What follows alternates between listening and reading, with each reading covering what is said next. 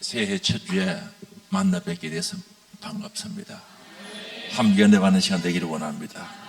오늘 2025년 새해 첫 주일인데 하나님께서 원래도 1년을 365일을 우리에게 선물로 주신 거죠. 기대가 됩니까 안 됩니까? 기대되죠. 근데 이 365일이 귀한 선물을 우리에게 주셨는데 이것을 어떻게 사용할까 저는 고민을 했거든요. 1년 365일을 어떻게 사용해야 되는가. 하나님을 기쁘시게 해야 된다. 영혼 살리는 일에 귀하게 사용해야 된다. 또 나의 영혼의 뜰을 위해서 이 시간을 사용하게 해야 되겠다는 그런 생각들을 가져본 거죠. 그러면 우리가 주신 이 시간, 남녀노소 빈부 귀천 누구에게나 동일한 시간을 주신 거예요. 어떤 사람에게는 25시 중부터 하루 24시간 동일하게 주셨는데 이 시간을 어떻게 활용하느냐에 따라서 결과는 달라지고 열매는 달라질 수밖에 없는 거죠. 그래서 우리는 이론에 거쳐서는 안 되겠다는 거죠. 이론에. 생각에 거쳐서는 안 된다는 거죠. 생각 속에서는 많은 일을 할 수가 있어요. 그렇죠. 교회 와서 청소도 하고 기도도 하고 전도도 하고 생각 속에서는 얼마든지 많은 일들을 할 수 있는데 그러나 열매가 없는 거죠. 그래서 우리는 이론에 그치지 아니하고 우리의 생각과 계획을 하나님의 말씀과 일치시켜서 하나님의 생각과 하나가 되기 위해서 그 일들을 이루어갈 때 풍성한 열매를 기대할 수 있는 줄 압니다. 그래서 우리가 신앙생활을 하면서 중요한 게 뭔가? 하나님도 중요하고 예수님도 중요하고 성경도 중요하고 다 중요하죠. 다 하나같이 중요한데 정말 신앙생활하는 데 있어서 중요한 것은 교회에 대해서 바로 알아야 되겠다는 생각을 가지는 거죠. 그래서 신앙생활의 본질로 들어간다면 이 교회에 대해서 정확하게 알 필요가 있다는 그런 생각을 가져봅니다. 그럼 우리가 교회 생활을 어떻게 하느냐에 따라서 신앙의 질과 양이 차이가 나게 되는 거죠. 어떤 분들은 예수 잘 믿는데요. 제가 옛날에 교회에 나오다 예배에 안 나오는 분들에게 전화를 하면은 목사님 걱정하지 말아요. 내가 왜 걱정을 안 해? 걱정하지 말아요. 그럼 물어보는 게 왜 걱정을 안 해야 되느냐고 나 할 수밖에 없는데 예수 잘 믿고 있대요. 그게 맞아요? 아니 예배당에 예배드리러 안 나오는 사람이 전화하면 걱정하지 마라 그러고 예수님 잘 믿고 있으니까 걱정하지 말아요. 그게 맞아요? 안 맞아요? 그래서 이 사람들은 이 교회에 대해서 제대로 알아야 되는데 모르는구나. 신앙생활에 실질적으로 본질에 들어가면 교회 생활로 이어져야 되는데 교회에 대해서 모른다는 것을 제가 인정할 수밖에 없잖아요. 그래서 우리가 가을에 풍성한 수확을 보고 농부는 씨를 뿌리잖아요.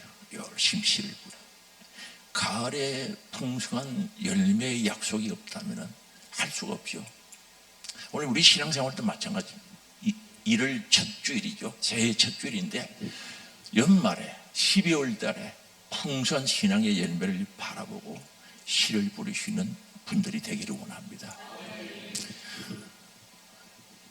절대적으로 필요하죠. 그래서 씨를 뿌리고 또는 가꾸고 수고하고 희생할 때 틀림없이 풍성한 열매가 거둬들일 수밖에 없다는 거죠. 그러면서 우리 신앙생활은 교회 생활이고 교회 생활은 신앙생활인데 신앙생활을 제대로 하려고 하면 교회에 대해서 알아야 된다면 교회를 대해서 알아도 바로 알아야 된다는 거죠. 그런데 오늘 본문을 24절을 읽어보면요 눈에 쏙 들어오는 단어가 하나 있거든요. 24절에 보면 이렇게 말씀합니다. 나는 이제 너희를 위하여 받는 괴로움을 기뻐하고 그리스도의 남은 고난을 어디요? 그의 몸된 교회를 위하여 내 육체에 채우노라. 그래서 저는 24절을 읽어보니까 그의 몸된 교회가 눈에 쏙 들어오는 거죠. 그래서 이 교회, 예수님의 몸된 교회. 오늘 말씀 속에 또 기록하고 있죠. 18절에 보면 그는 몸인 교회의 머리시라. 그가 근본이시요. 예수님에 대해서 말씀하는 거죠. 그 교회의 머리는 예수 그리스도다 하는 거죠. 여러분 이거 알고 계시죠? 근데 믿어야 되는 거죠. 교회의 머리는 예수 그리스도라는 거죠. 그리고 몸은 그의 교회, 교회는 몸이라는 거죠. 이거 교회 조금 다니면 다 알죠. 모르는 사람 없죠. 그래서 신앙생활을 하면서 이 교회를 바로 하는 것이 굉장히 중요하다는 거죠. 교회 생활이 중요하다는 거죠. 그러기 위해서는 이 교회에 대해서 알아야 되는데, 교회의 머리는 예수 그리스도, 몸은 교회다. 그리고 로마서나 또는 고린도전서 12장에도 마찬가지입니다. 우린 팔 또는 손, 눈, 코, 귀, 지체라고 이야기를 하고 있죠. 지체라 하는 거죠. 지체, 그의 지체라고 이야기합니다. 이건 다 알고 있어요. 모르는 사람 누가 있겠어요? 다 알고 있죠. 그러면은 교회는 어떤 곳인가? 어떤 곳이 교회인가? 일반적으로 예수 그리스도를 구주로 믿는 사람들이 믿는 모임이 교회라고 그러죠. 예수를 구주로 믿는 사람의 모임이 교회라 그러죠.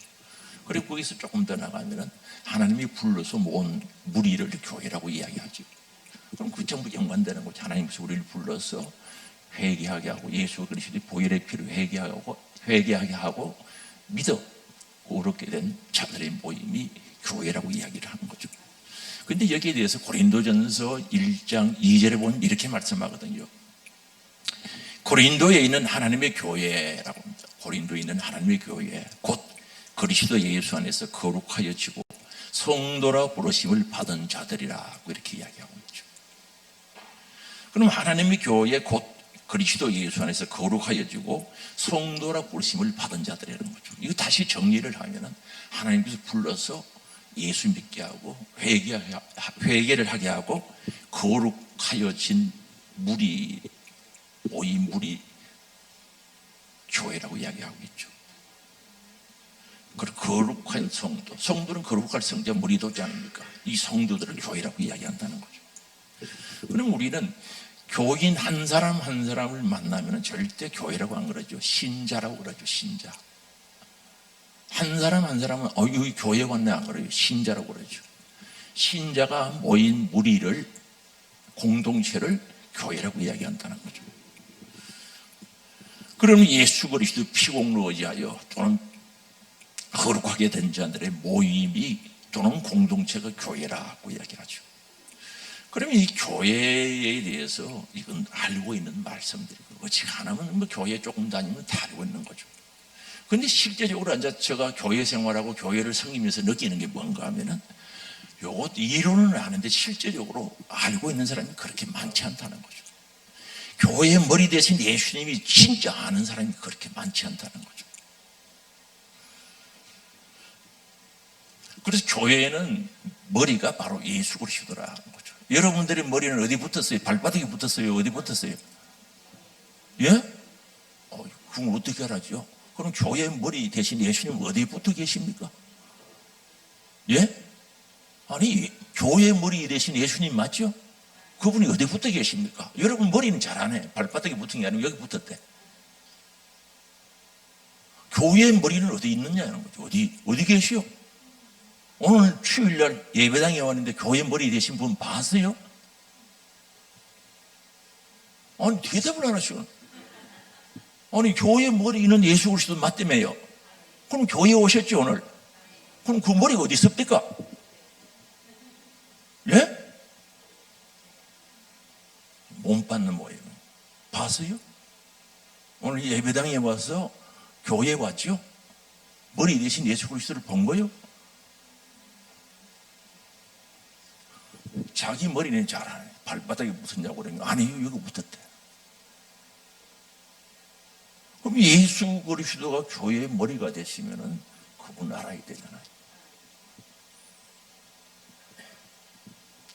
이 교회요, 이 들어올 때마다, 교회 올 때마다 머리 대신 예수 그리스도를 보고 만나고 처음 하는 사람 신앙생활이 확 달라지는 거예요. 이게 잘 안 되더라는 거죠. 이론은 잘 알고 있어요. 이론. 실제적으로는 그게 안 되는 거죠.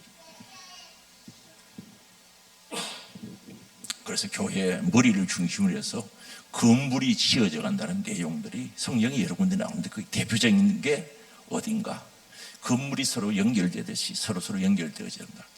그것을 이야기하죠. 에베소서 2장 20절에 보면 말씀하거든요. 에베소서 2장 20절에 보면 이렇게 말씀합니다. 저는 개정판이라 가지고 이해하시고 들으시기 바랍니다. 황해는 한 거의 100% 가까이 개정판을 해서 이거 안 쓰면은 이다이라 그래가지고 사용할 수밖에 없어요. 그래서 20절 보면 르인은 사도들과 선지자들의 터위에 기초죠. 기초. 사도들이 전한 복음 예수 그리스도 말씀의 터위에 세우심을 입은 자라. 그리스도 예수께서 친히 모퉁이 돌이 되셨다는 거죠. 그리스도 예수님이 모퉁이 돌이 됐다. 이건 베드로 전서 2장에 되고 여러 군데 나오는 거죠. 모퉁이 돌이 됐다는 거죠. 그럼 모퉁이 돌이 뭔가? 집을 지을 때 제일 처음 부르크 집을 지을 때 제일 먼저 넣는 돌이 모퉁이 돌이죠. 그래서 예루살렘의 성지 순례 가서 감람산에서 예루살렘을 이렇게 쳐다보고 내려다보면요 흰 집들이 많아요. 그는 흰 돌을 직사각형으로 떼어와가지고 부르크처럼, 부르크보다는 크겠죠 아마도, 만들어 와서 집을 지을 때 제일 처음 놓는 돌이 모퉁이 돌이죠. 그래서 집을 지을 때 그 모퉁이 돌이 수평이라 그랬죠. 수평, 각도, 모든 것이 기준이 되고 표준이 되는 것이 모퉁이 돌이 되는 줄 아시기 바랍니다. 그럼 예수 그리스도는 교회 모퉁이 돌이라는 거죠. 그럼 교회 모든 기준이 되고 표준이 되는 것은 누구여야 됩니까? 예수 그리스도여야 된다는 거죠. 그래서 여기에 모퉁이 돌이 되셨다는 거죠. 머릿돌하고는 뜻이 조금 다르죠. 그리고 21절에 보면은 그의 안에서, 예수 그리스도 안에서 건물마다 서로 연결하여 주 안에서 성전이 되어가고, 그래서 우리는 주님과 같이 연결되어서 건축되어져 가야 되는데 성전이 되어가야 된다. 거룩한 집이 되어가야 된다는 거죠. 성전이 되어가야 된다는 거죠. 그러면서 22절에 너희도 성령 안에서 하나님의 거하실 처소가 되게 하여, 성령 안에서 하나님이 살 수 있는 집이 되기 위해서, 그 처소가 되기 위해서, 하나님의 거하실 처소가 되게 하여 그리스도 예수 안에서 함께 모여 지어져 가는 거죠. 그럼 이 정의하면 뭡니까? 우리 예수님은 교회 모퉁이 돌이 된다는 거죠. 모퉁이 돌. 그래서 그 건물이 처음 연결되어져 가서 거룩한 집으로 지어져 가야 된다는 거죠. 그게 누가 사신다는 거예요? 하나님이 거하실 처소와 하나님이 산다는 거죠. 살게 하신다는 거죠. 그러면서 그 집은 계속 지어져 가야 돼요? 중단시켜야 돼요? 계속 지어. 이건요 고린도전서 3장에도 있는 거죠. 3장 찾으면은 그냥 지나갈게요. 3장이 됐어요. 동일한 말씀이죠. 그럼 여기서 자세히 보면 예수님 기준으로 표준으로 중심으로 해서 성전이 지어져 가는데 그 성전에 하나님이 산다는 거죠. 거하신다는 거죠. 그런데 그 성전은 거룩한 성전인데 계속 지어져 가야 돼요? 중단돼야 돼요? 중단되면 안 된다는 거예요. 계속 지어져 가는이라고 말씀하고 있다는 거예요. 그런데 여러분은 시내 다니다 보면 집 짓다가 중단된 것 혹시 보신 적 있습니까? 흉하죠? 흉측하죠? 몇 년 된 거는요 진짜 보기 싫어요. 오늘 교인들이 그런 교인들이 있단 말입니다. 지어져 가다가 건축이 계속되어져야 되는데 중단된 사람들이 있다는 거죠. 그런 분 봤어요? 보기 싫은 거예요. 진짜 보기 싫은 거예요. 오늘 우리는 계속 지어져 가야 되는 줄 아세요? 2025년도 지어져 가고 6년도 언제까지? 주님 오실 때까지, 언제까지? 내가 주님 앞에 서는 그날까지 지어져 가야 된다는 거죠. 이만하면 됐다, 할 만큼 했다, 그러고 중단시킨 사람 혹시 여기는 없지요? 그런 분들 오늘 하나님 성전을 건축해 가다 중단하고 잠시 중단시킨 분들 안 계시죠? 안 계세요? 아이고 감사해라, 내가 감사하네. 저쪽 동네 저 이상한 동네 가면 그런 사람들 들어있어요. 집을 짓다가 중단시켜 놨어요. 성전을 짓고 있다가 중단시킨 거예요. 신앙생활할 때 절대 그렇게 하면 안 되는 거죠. 계속 지어져 가야 되는 줄 믿을 수 있기 바랍니다. 계속 지어져 가야 돼요. 그리고 신앙생활에서 가장 중요한 교회의 머리 대신 예수 그리스도를 붙들어야 된다는 거죠. 너무 중요한데 알고 있어요. 그런데 문제는 뭡니까? 저가 보니까 말만 붙잡는다 그러고 안 붙잡는 사람들이 있더라는 거죠. 그래서 골로새 교회는요, 우상 숭배하고요, 뭐 절기기적이 끝나고 날들 쫓아가다가 안 붙잡았어요. 그래서 골로새서 2장 19절을 말씀하고 있거든요. 여기 금방 왔노? 야, 나왔네요. 감사해요. 같이 한번 읽어봅니다. 시작. 머리를 붙들지 아니하는지라 온몸이 연합하여 하나님이 자라게 하심으로 자라느니라. 그런데 골로새 교회 교인들은 머리 붙들었대요, 안 붙들었대요? 아니, 그 성경 구절 올려주세요. 골로새 2장 19절. 머리 붙들었대요, 안 붙들었대요?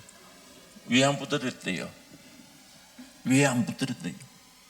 우리 성경은요, 설교 듣고 흘리고 가버리면 끝나고 깊이 새겨서, 가슴이 새겨서 순종할 때 역사가 일어난 줄 아시거나 머리 안 붙들지 않았다는 거죠. 그럼 골로새 교회 교인들을 보면 머리 안 붙드는 거 보면은 오늘 교인들 중에 그런 사람들 들어 있을까 없을까? 예? 신앙생활 하는데 교회는 오는데 교회 머리 대신은 예수 그리스도를 안 신앙생활하는 사람이 있단 말입니다. 골로새 교회에 있었단 말입니다. 그런데 왜 붙들어야 됩니까? 그게 설명이 나오잖아요. 온몸이, 제가 이 상태가 안 좋아 죄송합니다. 온몸이 머리로 말미암아 마디와 심줄로 뭘 받는다? 공급을 받고 연합하여 하나가 되어서 하나님이 뭐요? 자라게 하심으로 자라느니라. 우리 사람들은요, 하나님의 형상과 모양대로 창조되었기 때문에 하나님으로부터 끊임없이 생명과 은혜와 능력과 사랑이 공급되어야 되는 줄 아시고, 그래야 살 수 있는 거예요. 사람이 동물과 다른 게 뭡니까? 영적인 존재죠. 하나님의 형상 모양대로 시험받았기 때문에 이건 계속 공급되어야 됩니다. 그래서 머리를 붙들어 있어야 된다는 거죠. 붙잡고 있어야 된다는 거죠. 몸이 머리로 말미암아 마디와 심줄로 공급함을 받고 연합하여 하나가 되어 하나님이 자라나게 하신다는 거죠. 그래서 신앙생활하면서 머리 붙잡고 신앙생활하지 않는 사람들은 제대로 자라지를 않아요. 신앙이 자라야 되는 거죠. 여러분 자녀가 태어났으면 자라야 돼요? 안 자라야 돼요? 자라야 되죠. 그대로 있는 거예요. 5년이 가도 그 자리에, 10년이 가도 그 자리에, 15년이 가도 그 자리에, 아니 30년이 가도 그 자리에 있는 거죠. 자라지를 못하는 거예요. 자라지를 않아요.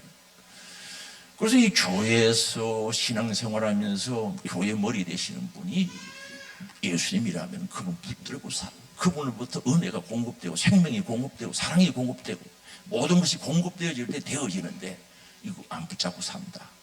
주님과 거리가 멀다. 예배당에 교회당에 왔는데 주님이 안 보인다. 머리 대신 예수님을 모른다. 보통 문제가 없는 거예요. 교회에서요, 큰 소리 하고 하는 사람들, 그런 분들 교회 머리 대신 예수님이 눈에 보일까요? 각정 가면 왜 이 동네는 없어서 잘 모르는 모양인데 제가 설명해 드릴게요. 교회에서 자기 마음대로 안 돼가지고 막 짜증내고 큰 소리 내는 사람 저쪽 동네 가면 있거든요. 여기는 없죠. 없어야죠. 그럼 그런 사람들은 교회 머리 대신 예수님이 보일까요? 안 보일까요? 인정할 거야, 안 할까요? 엉터리지. 어떻게 교회 머리 대신은 예수님이 딱 믿어지고 확신되어지고 보여지고 체험되어지는데 교회를 교회답게 생각해야지. 교회를 교회답게 생각해야지. 제가 경험해보면 어떤 사람은 자기 직장인 줄 알아. 직장처럼 생각하는 사람도 있었어요. 잘못된 거죠. 여러분 주일날 교회에 오지요. 교회 머리 대신 예수님이 보입니까? 믿어집니까? 이거 깊이 기도하면서 이 문제 해결해야 되는 줄 아시기 바랍니다. 그래서 그분과 연결되고 그분을 꼭 붙잡고 그분이 기준이 되고 표준이 되어서 신앙생활하면 잘하게 되어 있다는 거죠. 신앙이 성장하게 되어 있단 말입니다. 절대적으로 성장하죠. 그런데 이 아주 기본적인데 이게 안 되는 거죠. 이론은 알아요, 이론. 우리 교회 머리 대신 예수 그리스도를 모르고 충성한다. 어디에다 충성합니까? 예를 들어서 교사가 가르친다. 뭘 가르친단 말입니까? 뭘 가르치냐는 거죠. 우리 교회 머리 대신 예수님 붙잡기를 원합니다. 오늘 말씀 속에 연합이라고 나왔죠. 하나가 되어야 되는 거죠. 연합되어야 되는 거죠. 연합되어야 같이 가야 되는 거죠. 그래서 아주 기본적이고 중요한 거죠. 그래서 요한복음 15장 5절에 보면 이렇게 말씀합니다. 나는 포도나무요 너희는 가지라. 그가 내 안에 내가 그 안에 거하면 사람이 열매를 많이 맺나니 나를 떠나서는 너희가 아무것도 할 수 없음이라. 포도나무 가지는 포도나무에 붙어 있어야죠. 포도나무 가지가 전봇대에 붙어 있으면 안 되는 거죠. 될 수가 없는 거죠. 그래서 오늘 우리는 정말 내가 교인이라고 한다면, 교인이 되었다면 나의 머리 대신 분이 누군지 확인하고 내가 어디 붙어 있는지, 어디로부터 생명이 공급되는지 확인해야 된다는 거죠. 그래서 거룩한 성전이 되어가고, 그게 성령 하나님을 모시고 자라는, 성장하는, 계속 지어져가는 은혜의 역사의 길을 주의 이름으로 축복합니다. 이거요, 정말 그렇게 신앙생활을 하지 않았다면, 대충 했다면 깊이 생각하고 기도하고, 해결이 안 되면 금식하든지 작정 기도를 하든지 해서 이 문제 해결받고 2025년 한 해를 보낸다면 틀림없이 연말에는 풍성한 열매, 결실이 맺어질 줄 믿을 수 있게 바랍니다. 그럼 교회가 어떤 일을 하는가? 여러분, 많은 걸 왜 자꾸 저렇게 하느냐고 생각하실 수도 있죠. 죄인들, 구원의 길을 모르는 사람들이 구원의 길을 제시하고 가르치죠. 교회가 첫 번째 그거를 하죠.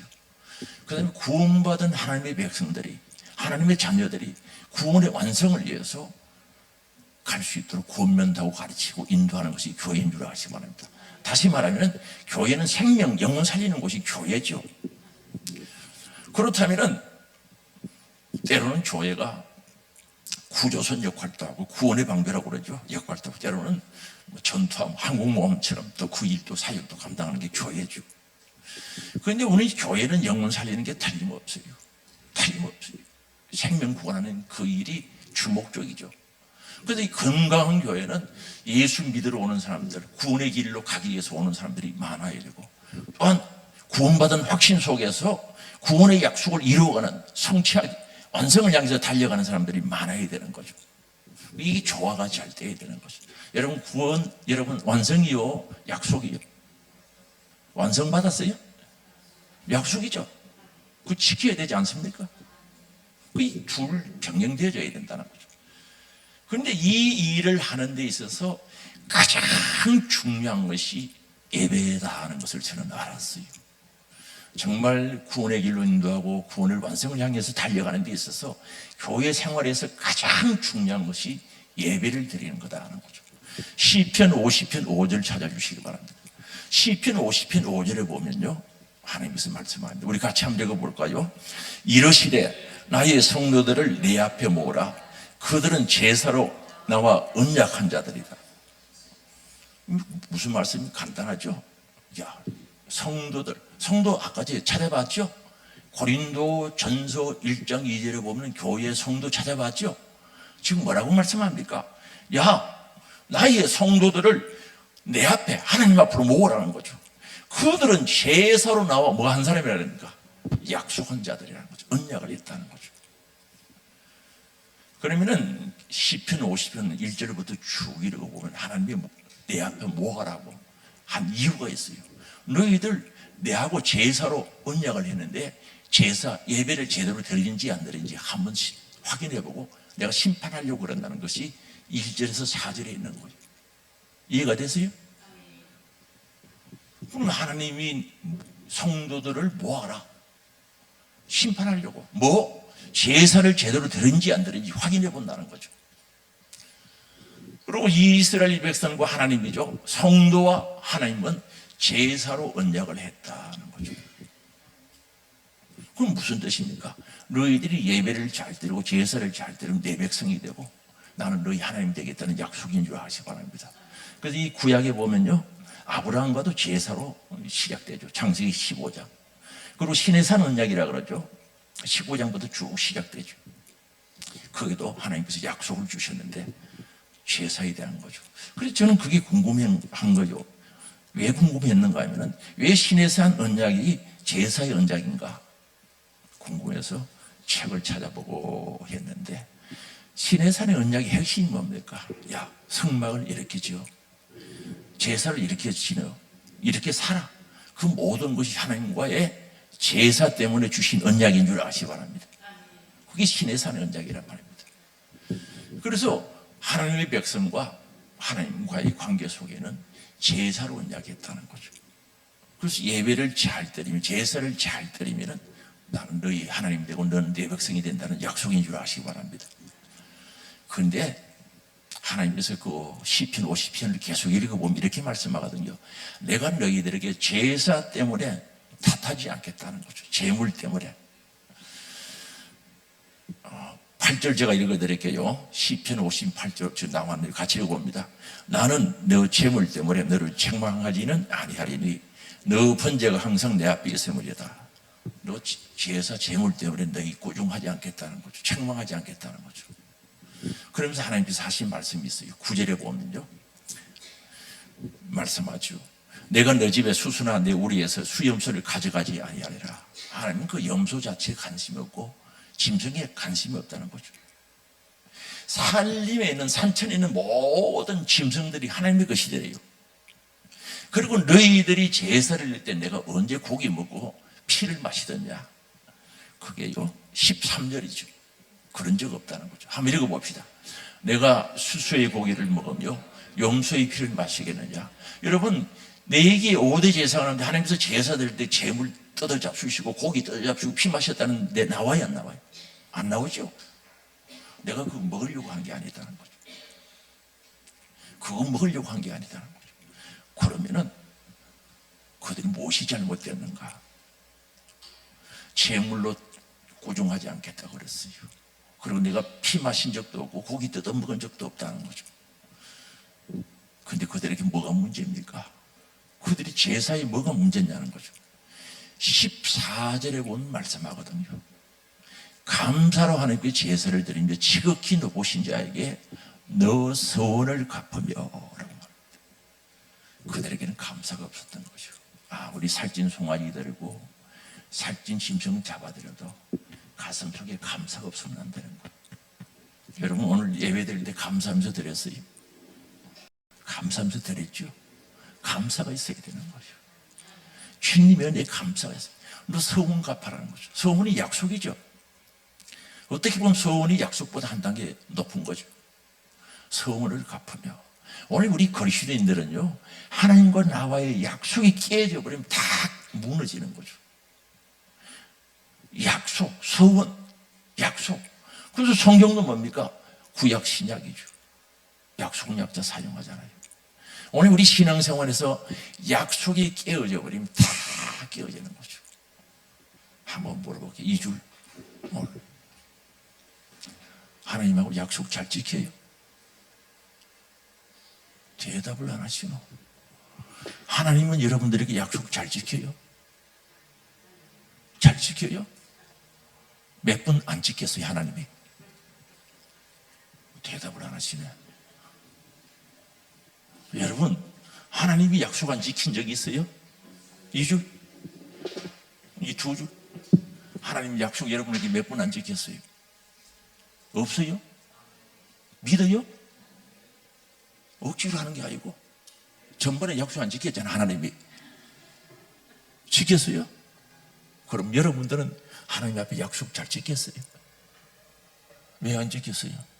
궁금해서 이라고 물었으면 왜 안 지켰어요? 기분 나빠가? 삐져가? 왜 안 지켰어요? 지켜봐도 소용이 없어서? 지켜도 유익이 없어서? 대답을 안 하시네? 한번 보세요. 이스라엘 백성들이 살찐 소, 기름진 소, 아무리 들어봐야 내 그것 때문에 탓하지 않는다는 거죠. 너 감사했느냐는 거죠. 서원 지키라는 거죠. 약속 지키라는 거죠. 오늘 우리는 신앙생활에 있어서, 예배 생활에 있어서 진짜 중요한 게 감사. 감사가 그냥 됩니까? 저절로 됩니까? 감사 하는 거에 약속이 이게 있어야지. 우리 예수 믿고 구원받는 건 약속이죠. 전부 약속이에요. 예수 믿고 구원받는 게 약속이지, 성경에 약속으로 기록해놨으니 그거 믿고 기도하고 믿으니까 구원받는 거 아닙니까? 그래서 오늘 우리는 약속을 잘 지켜요. 2025년 첫 주일인데 오늘 했던 약속이 있다면, 여기 송구 영신 예배 드렸어요. 새해 예배 드린 걸로 알고 있는데 드렸다면 약속했죠. 지켜야 돼요. 뭐라고 약속했습니다. 나는 신앙생활 개떡같이 하겠습니다. 시실 교회 다니겠습니다. 오고 싶으면 오겠습니다. 그렇게 약속했어요. 뭐라고 약속했어요? 대답하는 최고가 약속 지켜야 돼요. 한 가지라도 지키려고 몸부림칠 때 역사가 나타난 줄 아시기 바랍니다. 약속 지켜야지. 그래서 너희들 감사 왜 안 해? 감사해. 서원 지켜. 그렇게 말씀하고 있지 않습니까? 그리고 15절 봅니다. 15절 환난 날에 나를 부르라. 내가 너를 건지리니 너가 나를 영원하게 하리로다. 하나님은 참 생각이 특별하신 분이죠. 여러분들이 환난과 역경과 고난 가운데서 부러진다는 거죠. 하나님 살려주세요. 기도하든지 부러지면은 하나님 어떻게 하신대요? 건져주신다는 거죠. 할렐루야. 그리고 그걸 통해서 하나님을 영원하게 하는 거래요. 하나님을 영원하게 한다, 하나님께 영광 올려드린다, 뭐 특별한 줄 아는 게 아니고 하나님께서 하라 그러는 것 하면은 영광 받으신 줄 아시기 바랍니다. 오늘 내 주보 잠깐 보니까 오늘 아브라함 이야기했더만요. 아브라함이 복받은 이유가 뭡니까? 순종해서 그렇다고 내가 잠깐 읽어봤어요. 내가 금방 다 읽어봤어요. 복이 뭔지부터 시작해서 우리가 생각하는 복과 다르다는 거죠. 자, 그게 순종해서 복받았다는 거죠. 그래서 오늘 우리 이거 정리되어야 됩니다. 정리되어야. 큰 것, 거창한 거 좋아하지 말고 실제적으로 삶 속에서 이루어가는 이게 필요하다는 거죠. 그래서 환난 날에 나를 부르라 그랬어요. 하나님 불러요.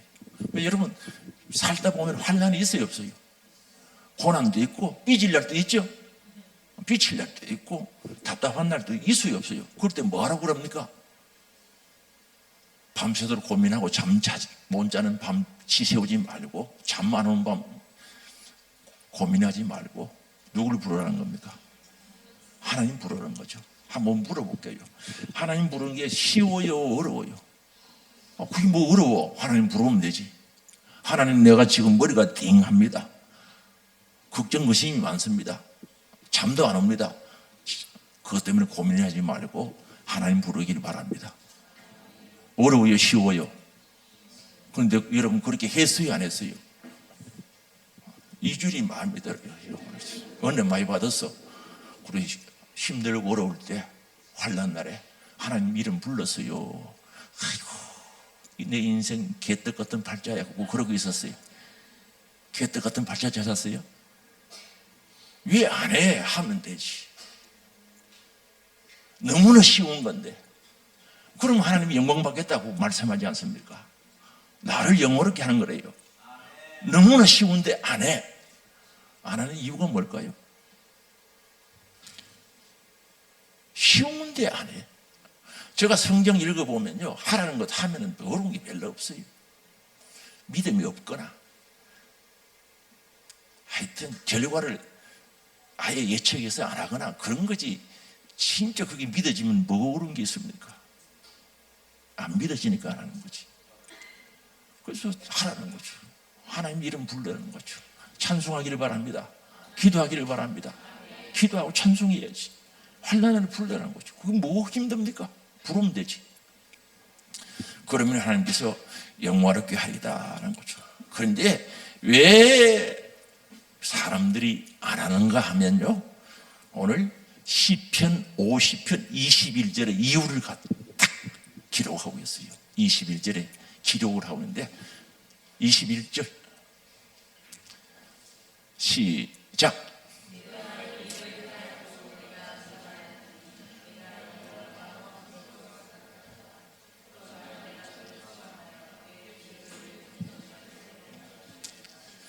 이유를 말씀하고 있습니다.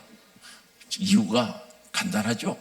너가 이 일을 행하여 내가 잠잠해. 너희들이 예배를 드리는데, 제사를 드리는데, 감사도 없고 약속도 안 지키고 드리는데 가만히 잠잠하니까 너가 하나님을, 나를 너와 같은 줄로 생각하였도다. 그게 이유가 거기에 있는 거죠. 오늘 우리는요, 하나님을 위대하신 하나님, 창조주 하나님 그렇게 말씀하면서도 실제적으로 생활 속에서는 자기처럼 생각하는 거예요. 사람처럼 생각하는 거예요. 그래서 하나님 이름도 안 부르고 기도도 안 하고 안 하는 거예요. 맞아요? 아니, 자기처럼만 생각해도 똑똑한 사람이에요. 괜찮은 사람이에요. 자기보다 훨씬 못하는 것으로 인정하는 사람이 들어있잖아요. 그럼 이 줄, 하나님이 똑똑해요? 내가 똑똑해요? 여러분들이 똑똑지. 하나님이 똑똑해요? 내가 똑똑해요? 말만 그러지 말고 실제적으로 생활 속에서 내가 똑똑할 때가 많지. 바른 말 하소. 뭘 자꾸 감추면 뭐예요 뭐. 아니, 솔직합시다. 우리 신앙생활 지금까지 해오면서 내가 똑똑할 때가 많았어, 하나님 똑똑할 때가 많았어? 그게 문제지. 말만 하나님 위대하시니, 창조주시니, 전지전능하시니, 편재에 계시니, 무소부재하시니 아니, 보세요. 내가 가만히 너 예배 개떡같이 들어도 가만히 있었더니 내가 너와 같은 줄 알아. 같이만 생각해도 괜찮지. 하나님 자기보다 낮추어서 생각하는 사람들이 들어드리는 거죠. 이 동네는 없죠? 있어요? 있으면 뜯어 고치시기 바랍니다. 뜯어 고치기. 너무나 간단하죠, 답이. 하나님을 하나님으로 인정해야지. 그래야 예배도 제대로 되는 거예요. 그래야 환난을 부를 수 있는 믿음이 생기는 거예요. 그런데 하나님을 자기처럼 생각하고 자기보다 못하게 생각하는 거죠. 제가 옛날에요, 오래전입니다. 옛날이고 아니고 호랑이 담배 피울 때가 아니고 몇십 년 전에요. 어떤 분이 기도를 하는데 하나님 보고 혼내는 거예요. 어떻게 혼내는 거예요? 하나님! 요렇게 하셔야지 왜 이렇게 하셨냐고 따지고 하나님 혼내는 거예요. 보니까 내가 깜짝 놀랐어요. 그 소리를 듣고, 이야, 저 할매 간도 크네. 하나님을 막 물어 그러네. 하나님 잘못한다고 부중하고 요렇게 하라고 막 겁주는 게 있죠. 그런 기도 해본 사람 손 한번 들어봐. 여기는 없구나. 손을 밑을 든 거요, 진짜 없는 거요. 진짜 없는 거요. 손을 밑을 들고 있는 거요. 에? 밑을 들고 있다고요. 이거 진짜 조심해야 돼요. 하나님 창조주 맞아요? 여러분 창조하신 창조주 맞아요? 생명의 주인 맞아요? 구원의 주 맞아요? 심판의 주가 맞아요? 말만 그러지 말고 진짜 가슴에서부터 인정되어지기를 원합니다. 이게 인정돼야지. 그래서 하나님이 자기처럼 생각하고 사람처럼 생각하는 거예요. 그럼 믿기는 뭘 믿어? 그리고 오늘 이야기하고 그 다음 계속해서 보면 이렇게 말씀하거든요. 나를 너와 같은 줄로 생각하였도다. 이게 틀림없거든요. 그러나 내가 너를 책망하여 내 죄를 내 눈앞에 낱낱이 드러내리라. 히브리서 4장에도 이야기하고 있죠. 하나님 앞에요, 다 드러내. 감출 수 있어요, 없어요? 하나님 앞에 죄를 감출 수만 있다면 좋겠죠. 감출 수 없는 거죠. 낱낱이 드러낸다는 거죠. 낱낱이. 그러니 우리 하나님 앞에 정직 진실해야 된다. 정직 진실. 그래서 이 시편 51편 계속해서 읽어보면요, 51편 17절이죠. 그건 다윗이 회개하는 장면이 기록되고요, 17절에 이렇게 말씀합니다. 51편 17절에 하나님께서 구하시는 제사는 상한 심령이라. 하나님이여 상하고 통회하는 마음을 주께서 멸시하지 아니하시리이다 하는 거죠. 그럼 하나님이 구하시는 제사, 하나님이 원하시는 제사는 상한 심령이라고 그랬어요. 그럼 이 상한 심령이 뭔가? 깨진 심령, 빠사진 심령, 지 터져서 터진 그대로 가져온 심령, 이걸 상한 심령이라고 합니다. 그럼 하나님이 원하시고 기뻐하시는 제사는 있는 그대로, 속상함 상한 대로, 터짐 터진 대로, 깨어짐 깨어진 대로 그대로 가져오라는 거죠. 그런데 주일날요, 예배당이 오면서 그걸요 내 입에다 똘똘 사고 아루미늄 호일이라도 똘똘 사가지고, 뭐 알아듣는지 모르겠다, 사투리 있으니까 포장을 해가지고 우리 들고 오는 거죠. 안 그런 척하고, 신랑하고 이상하게 해가지고 마음이 깨졌는데 싹 안 그런 척하고 그걸 포장을 딱 해가 하나님 앞에 나오는 거죠. 하나님은 그런 제사 좋아한대요, 안 좋아한대요? 안 좋아하는 거죠. 있는 그대로 가져오라는 거죠. 이해가 되세요? 상한 심령 그대로 가져오라. 그래야 하나님 치료해 주지, 회개할 때 고쳐주시지, 회복의 역사가 일어납니다. 회복의 역사가. 근데 포장해가지고 얼굴 포장하는 것처럼 그것도 포장해가 오는 거예요. 주일날 올 때 얼굴 좀 포장 좀 하죠. 본래 모습 알죠? 그것처럼 속도 그대로 가져와야 되는데 포장을 해가지고 들고 오는 거죠. 이해가 되세요? 그럼 하나님 어떻게 하는 거예요?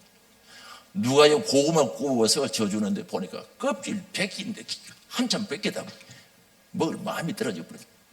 또 사고 또 사고 또 사고 구워서 가져온 거예요. 오늘 우리 마음을 그렇게 가져와서 하나님 어떻게 하란 말입니까? 그래서 상한 심령을 가져오라는 거예요. 상한 심령. 그리고 상하고 통회하는 마음, 죄를 깊이 뉘우치고 회개하는 마음이죠. 주께서 멸시하지 않는다, 업신여기지 않는다는 거죠. 오늘 하나님 앞에 이런 제사가 되기를 원합니다. 이 제사가 드려져요. 그런데 오늘 우리 교회가요, 이 일을 위해서는 많은 일꾼들이 필요하거든요. 여러분, 한 번 예배드리기 위해서 그게 희생하고 수고하는 사람이 얼마나 많습니까? 이 일들을 이루어가기 위해서는 사람이 필요하다, 일꾼이 필요하고 직분자가 필요한 줄 믿을 수 있기 바랍니다. 직분자가 필요하단 말입니다. 저도 우리 교회요, 예배드리기 위해서 청소부터 시작해서 가만히 계산 대보니까 수십 명의 사람들이 필요한 거죠. 청소해야죠, 주방에 요리해야죠, 하여튼 찬양대 연습해야죠, 창년단 연습하죠. 엄청난 사람들이 필요하다는 거죠. 아, 교회는 사람이 필요하구나. 어떤 사람? 구경꾼? 일꾼이 필요하다는 거죠. 일꾼이 필요하다는 거죠. 그래서 오늘 우리가 이 일들을, 영혼 살리고 생명 구원하는 일들을 정말 하나님 앞에 진실과 진정으로 드려지는 이 예배의 생활이 되기 위해서는 많은 사람들이 필요하다는 거죠.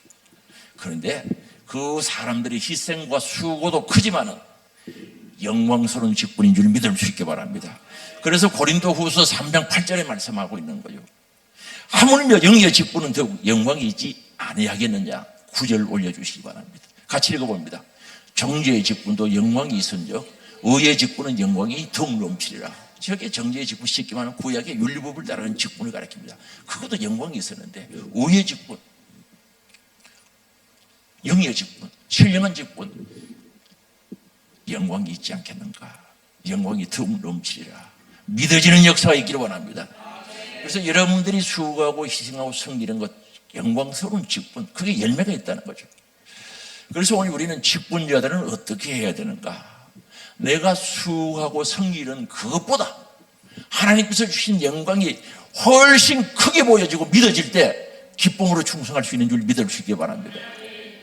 그래서 로마서 8장 18절 생각컨대 현재의 고난은 장차 나타날 영광과 어떻게 해요? 좋게 비교할 수 없도다.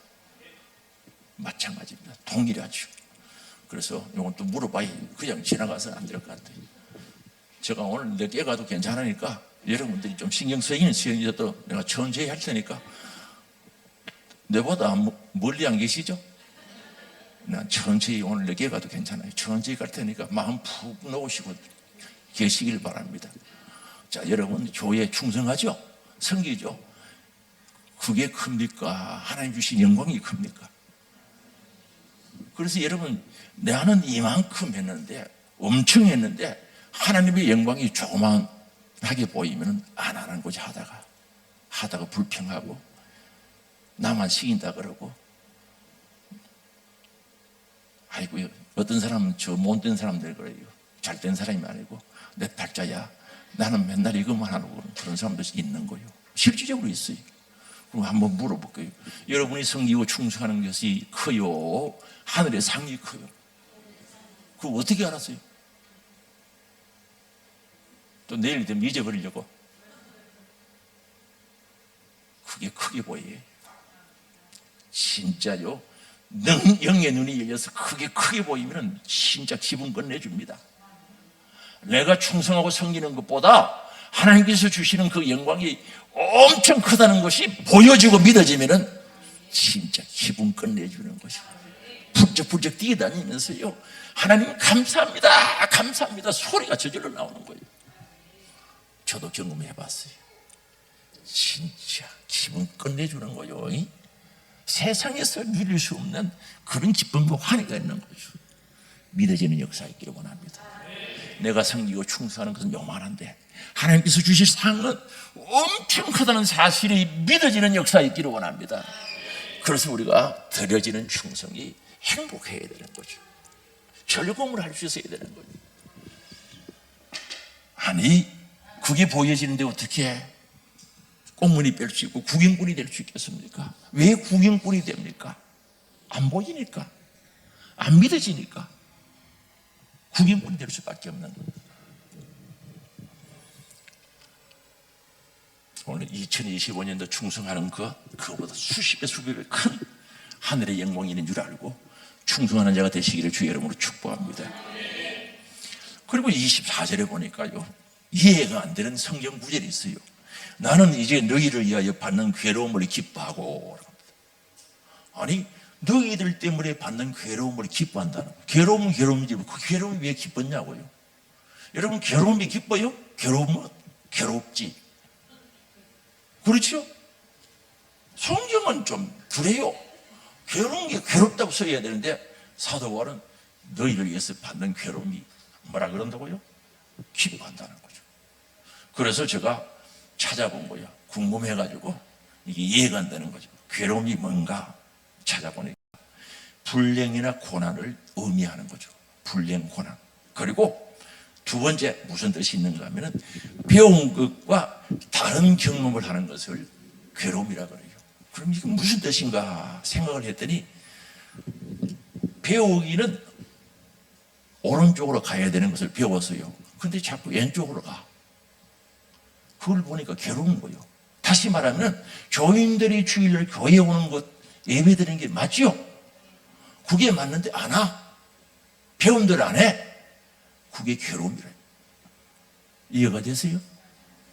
여러분, 자녀들이 공부할 시간에 공부해야 되고 예배당에 와서 예배 드릴 때 예배 드려야 되는데 안 오면은 괜찮죠? 괴로워요? 아하, 그거. 이해가 됐어요? 배운 대로 하지 않는 것이 괴로움이더라고요. 나 깜짝 놀랐어요. 어떻게 제 마음을 그렇게 알고 그렇게 하는지. 배운 대로 안 하는 게 괴로움이야, 괴로움. 그래서 두 번째 그 뜻이고요. 세 번째, 쉬운 거고요. 예고로 바깥에서 일어나는 사건을 통해서 육체적, 정신적 고난 상태를 가리키고, 네 번째는 슬픔 상태를 가리켜서 괴롭다고 표현하고 있는 거죠. 그럼 사도 바울은 이런 괴로움을 당했던 사람이고, 그 다음에 골로새 교회 교인들도 이런 괴로움을 당했던 사람들이죠. 그래서 성도들을 통해서 오는 괴로움이 있다는 거죠. 그런데 사도 바울은 그걸 기뻐한다는 거죠. 그래서 저도 한번 생각해 봤어요. 저도 보기보다 나이가 조금 돼. 50은 넘어서 나이가 조금 많은데 한번 되돌아본 거죠. 교회 생활하면서 돌아본 거죠. 내가 괴로움이 있었는가 없었는가 쭉 돌아보니까 괴로움이 있었겠어요 없었겠어요? 있었더라니까. 그 중에 제일 큰 괴로움이 뭔가? 배운 대로 안 하는 거, 그게 괴롭더라니까요. 배운 대로 안 하는 거. 배운 대로 해야 되는데 안 하는 거. 이해됐어요?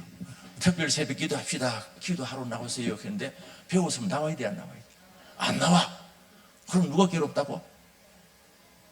주님이 괴로운 거요. 무슨 말씀인지 알아들었어요? 그럼 여러분 신앙생활하면서 주님을 괴롭게 한 적이 있어요, 없어요? 뭐라고요? 주님을 괴롭게 한 적이 있다고요? 그럼 목사님은? 여러분 담임 목사님 괴롭게 한 적이 있어요? 아, 여기도 있구나. 우리 동네하고 왔구나. 여기도 괴로움이 있구나. 괴로움을 주는구나. 그런데 사도 바울은 그런 괴로움을 기뻐했대요. 그럼 한번 물어볼게요. 여러분 전도하다가 전도 대상자가 여러분 괴롭게 한 적이 있지? 약속도 안 지키고 간다 괴롭고 안 오고 데려가면 도망가쁘고 9시에 만나자 그러면 8시 반에 도망가쁘고 그런 괴로움 당한 적이 있어요? 있어요? 그거 어떻게 했어요? 그래가 신경질 냈어요? 기뻐했어요? 예? 목사님 앉아 전도 다시 안 하려고 그럽니다. 몇 번이나 오늘 3번째 약속 지켜가는 거 가버렸는데 다시 전도 안 합니다. 그리고 신경질 냈어요? 기뻐했어요? 신경질 냈다고요? 기뻐했다고요? 사도 바울은 기뻐했다고 그러지 않습니까? 그래서 궁금하잖아요. 왜 사도 바울이 그게 기쁨이 나오는가? 우리는 짜증나고 신경질 나고 화가 나는데 어떻게 해서 사도 바울은 기뻐했을까? 그래서 찾아본 거예요. 내가 궁금하면 찾아봐야지. 찾아보니까 사도 바울이 이유가 있어요. 오늘날 교인들 중에 다른 사람들이 괴로움 당하는 사람도 있고 본인 자신도 모르게 괴로움을 주는 사람도 있죠. 어쨌든 사도 바울은 그것 때문에 기뻐했다는 거죠. 그 기뻐하고 즐거워했다는 거죠. 여기 기뻐하고 즐거워했다는 것은 번영과 잘 될 때죠. 번영과 평안할 때 오는 감정을 가리켜서 기뻐했다는 뜻인데, 그러나 사도 바울이 이 단어를 사용할 때 사용할 수 없는 상황, 힘들고 어렵고 고난과 역경 속에서 이 단어를 사용하고요, 괴로움을 기뻐했다는 거죠. 그럼 사도 바울은 어떻게 그렇게 할 수가 있었는가? 번영과 평화의 상태가 아닌데 힘들고 어렵고 고통스러운 가운데서 어떻게 이 일을 기뻐할 수가 있었는가? 자기를 구원해 주신 예수님 때문에 기뻐했다는 거죠. 사도 바울이요, 우리 예수님 애 많이 먹였어요. 교회 핍박하고 예수님 박해하고 그랬지 않습니까? 자기 고백이 뭡니까? 하나님이 오래 참으사 자기를 봐줬다는 거죠. 이해가 됐어요? 죄 지은 거 생각하면 벌써 처리해야 되는데 오래 참으사 회개할 지어 주셔서 충성되 여겨 직분을 주신 줄 믿었단 말입니다. 그게 자기가 받은 구원의 은혜를 생각하니까 감사한 거죠. 하나님 감사합니다. 나도 하나님 예 많이 태우고 속타게 했는데 나 구원해 주시니 감사합니다. 그러니 괴로움이 와도 기뻐한 줄 아시기 바랍니다. 그 다음에 두 번째, 왜 기뻐했는가? 그들 보고 소망을 가졌거든요. 뭘 가졌다고요? 소망 가지고. 그러면 한번 물어볼게요. 여러분 자녀들이 속 썩이 안 썩여? 썩이는데 그래도 같이 살아 안 살아? 자녀들 갖다 버린 사람 나 못 봤어요. 속 썩이고 말 안 듣고 그래도 같이 살죠? 왜 같이 삽니까? 희망을 보거든. 크면 괜찮다고, 앞으로 자라면 괜찮을 거라고 희망을 보고 양육하잖아요. 저도요, 우리 집에요, 딸 하나 아들 하나 있는데 진짜 생각 같았으면 벌써 갖다 버렸대. 그래도 붙잡고 키운 것은 희망을 보고 키운 거예요. 그래서 잘 컸어요. 이제는 이해 안 먹어요. 이해됐어요? 고생 안 시킨다니까. 오늘 우리가 사도 바울 같은 마음이 있어야 되는 거죠. 여러분 전도자들이 함께하는 자들 때로는 괴로움을 준다 할지라도 그분들에게 희망, 소망을 보기를 원합니다. 조금 있으면 돼요. 주님 만나면 되고요, 회개하면 되고 잘하면 되고 성숙하면 되는 줄 아시기 바랍니다. 그 희망을 보고 기다리는 거죠. 오늘 우리에게도 이런 주님의 심정이 있기를 원합니다. 어떤 데는 저도 교회 생활하면서 어떤 데는 화가 났을 때도 있는데, 그러나 또 기다린 적도 있어요. 기다렸던 거죠. 참고 희망을 보고 기다리는 거죠. 그래서 오늘 우리가 교회 학교도 마찬가지고요. 성도를 볼 때, 우리 형제 자매들을 볼 때 그분들에게 희망을 볼 수 있기를 바랍니다. 단점을 보지 말고 장점 보기를 원합니다. 절망을 보지 말고 희망을 보기를 원합니다. 주 안에서 희망이 있는 거예요. 그래서 우리 교회 아이들 중에요, 일진 있어가지고 걔는 고등학생인데 담배를 얼마나 피우는지 이빨이 노란, 할아버지보다 더 노래요. 이 담배를 많이 피워가지고 어렸을 때부터. 그래, 그런 애들도 있고요. 오면은요, 돈 훔쳐가는 애들도 있어요. 가방 쫙 번개가 훔쳐가는 애들도 있어. 그러니까 이제 그런 애들 때문에 교세가 이어지는 거예요. 교세. 저 교회 오지 말게 하자. 아니다, 오게 해야 된다. 교사들이 이제 회의를 하는 거예요. 그런데 강력하게 주장하는 사람들이 있어서 그냥 둔 거예요. 그래서 그 사람은 매주 자기 돈을 5,000원씩 주는 거예요. 5,000원씩. 그거 하지 말라고 5,000원 주는 거예요. 교회 오면. 그래도 해요. 그런데 한 5년 반쯤 됐는데요. 몇 년? 5년 반쯤 됐는데 바뀌어진 줄 아시기 바랍니다. 걔가 뭐라 그런지 아십니까? 후연 할아버지 같은 사람이 나타났다는 거죠. 눈부터 시작해서 싹 바뀌어버린 거예요. 자, 희망을 본 사람들이 이겠죠? 그 희망을 본 거예요. 변화돼서 수원에 어디 삼성인가 뭐 이거 취업해가지고 와 있어요. 변화돼가지고 학교에서 야단난 거예요. 학교에서 제가 어떻게 이래 됐냐는 거죠. 교회 다녀 그랬다. 아니, 교회 다닌 게 아니고 예수님 만난 거예요. 희망이 있죠. 오늘 우리는 절대 우리 이웃들에 대해서 희망을 보고 절망 보지 마시고 희망 봅시다. 장점 봅시다. 좋은 점 봅시다. 그게 되는 거지. 그래서 사도 바울은 기뻐할 수 있는 힘이 그게 있었던 거죠. 그리고 한 가지는 뭡니까? 내 영혼의 때를 위하여. 팔복에서 이야기하죠. 의를 위하여 핍박을 받는 자는 천국이 자기 것이라는 거죠. 그죠? 하늘의 영광. 내 영혼의 때 그 바라보면 참고 견딜 수 있지 않습니까? 그래서 이 사도 바울은 그렇게 참았던 거죠. 마태복음 5장 10절의 말씀하죠. 의를 위하여 박해를 받는 자는 복이 있나니 천국이 그들의 것입니다 하는 거죠. 그렇습니다. 사도 바울이 이 골로새서를 쓸 그 당시는요, 로마에 투옥되어 있을 때입니다. 감옥소에 있을 때입니다. 암담한 상황 속에 있을 때 어떻게 그렇게 기뻐할 수 있었는가?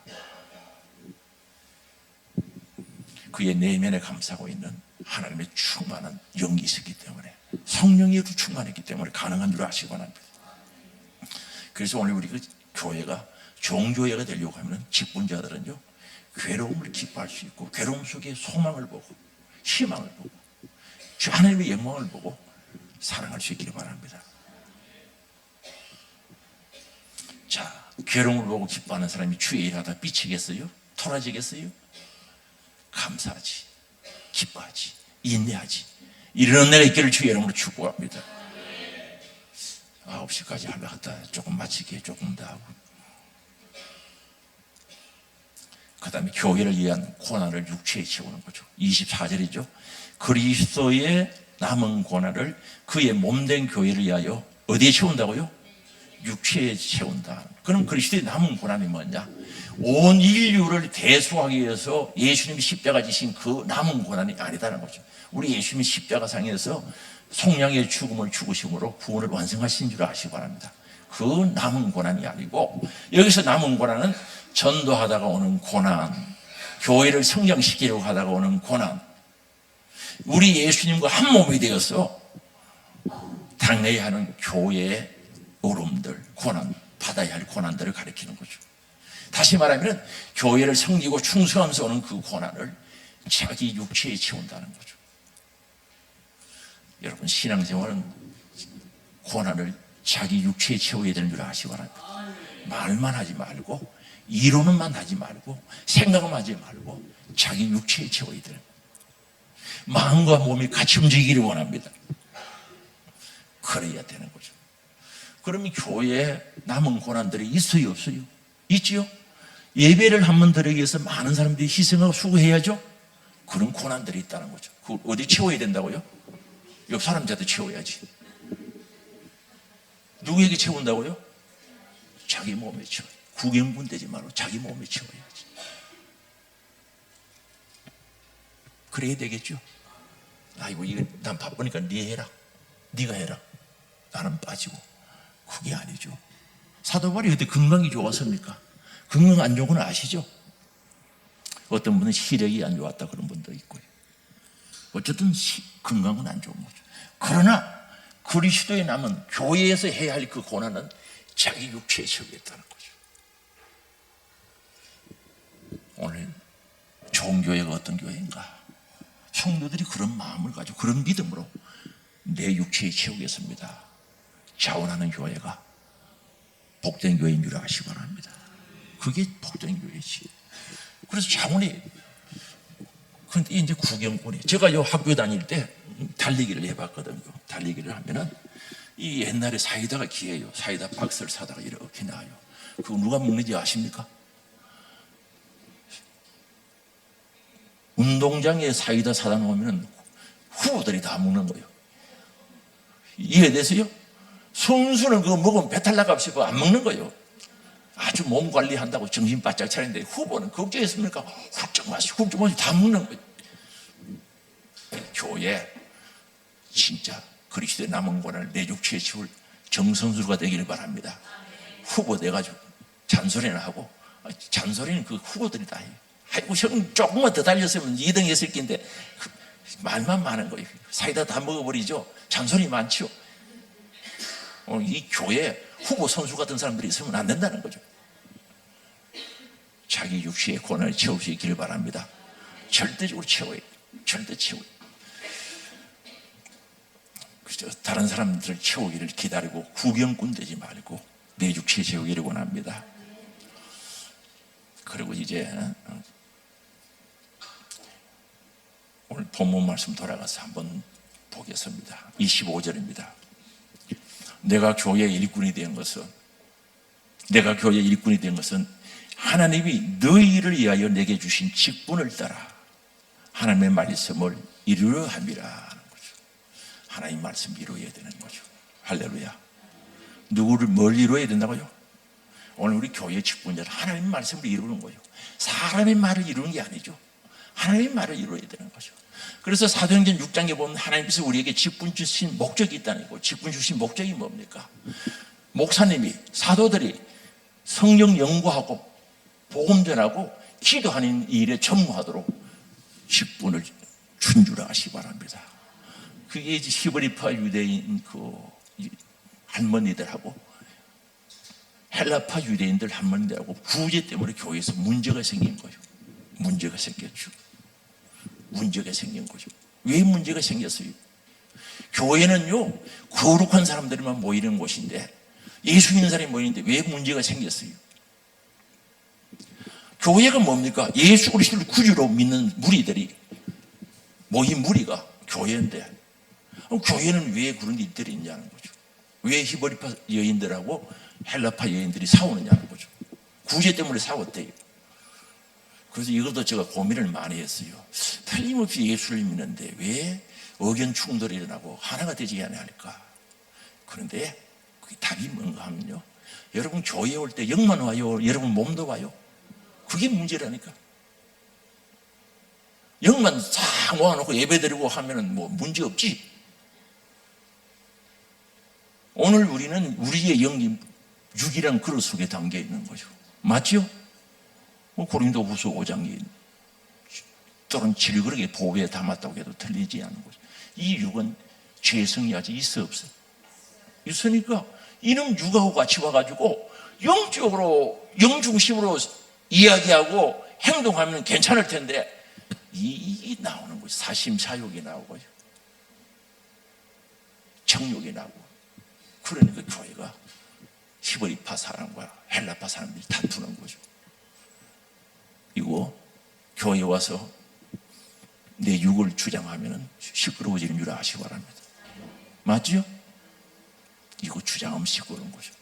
그래서 구제를 하다 보니까, 공개를 하다 보니까 사도들이 시간이 다 가는 거예요.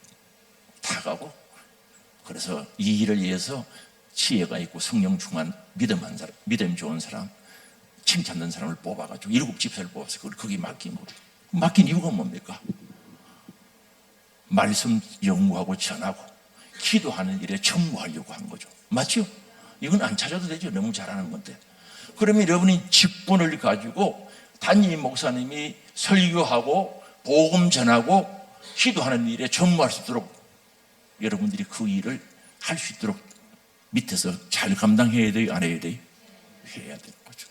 그러면 목사님은 양을 치는 데 있어서 2 종류의 양이 있는 거죠. 예수님이 하신 말씀이죠. 요한복음에 우리 안에 있는 양이 있고 우리 밖에 있는 양이 있어요. 그런데 예수님은 우리 밖에 양을 천대했대요? 같이 생각했대요? 예? 관심 많이 가졌어요. 이해가 되세요? 우리 안에 있는 양과 우리 밖에 있는 양이 있다. 그 성경에 나와요. 요한복음에.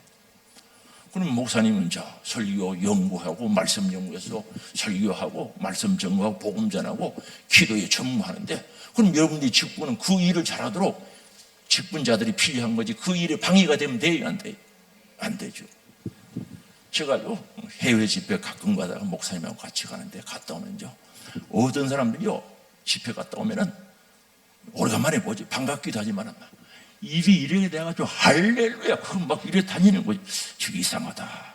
뭐 맛있는 거 잡지 않나 이상하다 싶어서 가만히 보면 그런 사람은요 제가 집회 가는 기간 동안에 기도하는 거예요. 주여 우리 목사님 저 아프리카 그거 계속 기도를 하는 거예요. 그러니 그게 은혜가 오겠어요 안 오겠어요? 은혜가 오죠. 그러니까 내가 갔다 오니까 제가 한 일에 동력자요 방해꾼이요. 예? 동력자 맞죠? 그러니 같은 은혜 받지 않습니까? 한번 물어보게요. 여러분 담임 목사가 가는 천국이 다르고 여러분이 가는 천국이 달라요 같아요? 그거 어떻게 알았죠? 아니 여러분 담임 목사는 천국이면 그 위에 천국에 갑니까? 같은 천국 가는 거요. 착각하지 마세요. 그럼 목사님 사역하는데 그 일을 잘하도록 기도해야 돼요 안 해야 돼요? 이기주의자가 되지 마시기 바랍니다. 우리 밖의 양도 주님 신경 썼단 말입니다. 알았어요? 우리 밖의 양도 주님이 관심 많았던 거예요. 그래서 헌해가지고 목사님 또 언제 가십니까? 물어보는 거예요. 뭐 하려고? 기도하려고? 은혜 받으려고? 상 받으려고 물어보는 거예요. 그런데 어떤 사람들은 삐져가지고 주리가 툭 튀나와가지고 쭉 해가지고 그럼 물어보면 기도도 안 하고 그런 사람이 있어요. 이 동네는 없죠? 쭉 하면 있어요. 근데 없어요. 내가 못하게 했어요. 그거 못하게 한 거예요. 그럼 되겠어요? 안 되겠어요? 무슨 말인지 알아들었어요? 가면 저쪽 동네 가면 있었다니까? 그래서 같이 상 받아야지. 목사님이 가서 현장에 가서 여호사는 칼 들고 전투장에 가서 열심히 하고 모세와 아론과 부른 기도하고 이런 그런. 그래서 오늘 우리가 목사님이 할 수 있도록 여러분이 직분자들이 뭐 해야 됩니까? 기도와 말씀 연구와 전하는데 전무할 수 있도록 해야 됩니다. 그게 힘써야죠. 그래서 우리 교회 교인들은 이제 그런 사람 내한테 이야기를 안 해서 모르는데 없는 것 같아요. 내가 몸끄럽게 하겠거든요. 같이 기도하고 같이 함께하고 그러고요 호텔에 가서요 숙소에서 어떤 데 기도할 때 있거든요. 깊이 기도하면요 이게 통해요. 기도하는 사람들하고 기도하고 이게 마음이 통해요. 영이 통하고 그래서 같이 기도하고 같이 성교의 상을 같이 받아야 돼요? 안 받아야 돼요? 받아야 되죠. 입이 축 나와가지고 삐져 있어 있기만 있어 바라면 이 보통 일이 넘는 거예요. 그거 안 되지. 그러고 어떻게 은혜 받겠어요? 한 몸, 한 마음, 한 뜻이 돼야지. 빌리포스의 말씀처럼 마음도 하나 되고 생각도 하나 되고 뜻도 하나 되고 하나님 일을 하는데 같이 해야 되는 거죠. 다 할 수는 없잖아요.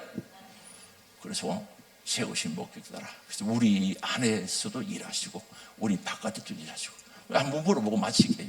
여러분 목사님 일 많이 하는 게 좋아요? 안 좋아요? 근데 그거 물어보면 안 되겠다. 여러분 가족들이 월급 많이 받아오면 좋아요? 적게 받아오면 좋아요?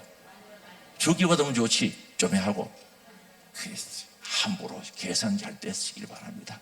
아니 목사님이 일 많이 하시면 목사님이 피곤해야 그렇지 좋지 뭘 그게 생각 바꾸시기 바랍니다. 바꿔서 그 일에 동력하면 은혜 주시는 거예요. 목사님 안 계셔도요, 성령 하나님이 알아서 주시는 거예요. 저는 그거 봤어요. 우리 그거 강권사님 있는 거예요. 아이고 목사님 또 가십니까? 또 간다 봐. 그래 한날 불렀어요. 이리 와봐라. 이리 와봐라. 강권사 이름 가르쳐 줄까요? 강권사에 이리 와봐라. 아니 내가 저 선교 나가면 기도 하나 안 하라고. 기도 안 합니다. 왜 안 하노? 하기 싫대. 새벽에도 나가기 싫대. 내 없으면. 그래서 제가 차곡차곡 이야기하는 거죠. 그럼 강권사가 선교 나갈래? 가가 설교할래? 그건 또 뭐라더니. 그럼 이거 뭐고? 자기가 하라고 못한다고 했고, 목사님 가서 하는 거 싫다고 했고, 부르면 안 되는 거예요. 이해되세요? 그래서 여러분 직분 주신 목적이 뭡니까? 그 일 잘하도록, 뒷바라지 잘하도록 주신 줄 알고 같이 함께 하셔서 상 받기를 원합니다. 그래서 오늘 우리는 직분은요, 멀리 있는 게 아니고 내 안에 있어야 되고요. 주님이 멀리 있는 게 아니고 내 안에 있어야 되고요. 교회 중심으로 충성하시기 바랍니다. 그래서 교회를 통해서 하나님께 영광 올려드리고 복받고 은혜받고 신령한 복받고 은혜받고 내 영혼의 때 보화도 교회를 통해서 사야 되는 줄 아시기 바랍니다. 하늘의 보화는 교회를 통해서 쌓는 거예요. 그게 다 보화가 되는 거죠. 2025년도 기대가 되시죠? 정말 기대가 되는 거죠. 심고 또 심어서 2025년 풍성한 열매 거두어드리는 그날을 바라보면서 진보 성숙 전진하기를 바랍니다. 우리 다 같이 주여 한번 부르고 회개하며 통성으로 기도합니다. 주여 주여 주여.